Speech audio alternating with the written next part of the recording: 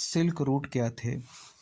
Silk route जो था एक तरह से प्री मॉडर्न ट्रेड रूट होता था। ट्रेड या कह सकते हैं ट्रेड के लिए भी और कल्चरल लिंक्स भी होता था।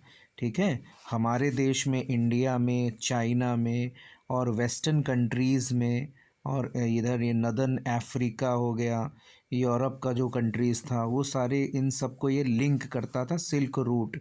ठीक है, और सिल्क रूट एक तरह से ये वेस्ट बाउंड चाइनीज़ सिल्क कार्गोज़ उस समय जो है एक तरह से इस रूट से वेस्टर्न कंट्रीज़ में जाता था। ठीक है, और हिस्टोरियंस ने ऐसे बहुत सारे सिल्क रूट क्या किए हैं, एक तरह से आइडेंटिफाई किए हैं। हम कह सकते हैं एक रास्ता है जो समुद्री रास्ता भी हो सकता था और ज़मीन के द्वारा रास्ता भी ये हो सकता था। ठीक है, एक तो इससे पूरा एशिया और मतलब लिंक करता है यूरोप के साथ और नदर्न अफ्रीका के साथ। ठीक है, क्रिश्चियन एरा से एक तरह से उससे पहले ही एक तरफ ये जो है 15 सेंचुरी के लगभग ये पूरा मतलब ये सिल्क रूट क्या था, कनेक्टेड था इससे। शुरुआत में क्या है, चाइनीज़ पॉटरी या जो बर्तन जो थे चाइनीज़ पॉटरी वो यहाँ से इस रूट से क्या करते थे, ट्रैवल करते थे, बाहर जाते थे।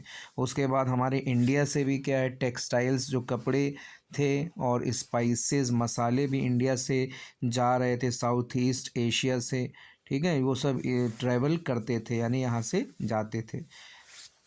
और जब यहाँ से जाते थे तो यूरोप साइड से जो भी फॉरेनर्स, फॉरेन कंट्रीज़ से हमारे यहाँ पे जो व्यापार कर रहे थे वो एक्सचेंज में गोल्ड और सिल्वर यहाँ पर लाते थे। ठीक है, एक्सचेंज में मतलब गोल्ड और सिल्वर यूज़ होता था उस समय। तो एक तरह से इसने क्या किया, ये दोनों चीज़ें ट्रेड और कल्चर, ये दोनों चीज़ें एक तरह से एक साथ हुई हैं, क्योंकि जब बाहर से लोग व्यापार करने आते थे तो अपनी लैंग्वेज, अपना एक तरह से क्या उनका कल्चर है, ये सारी चीज़ों का भी एक्सचेंज होता था।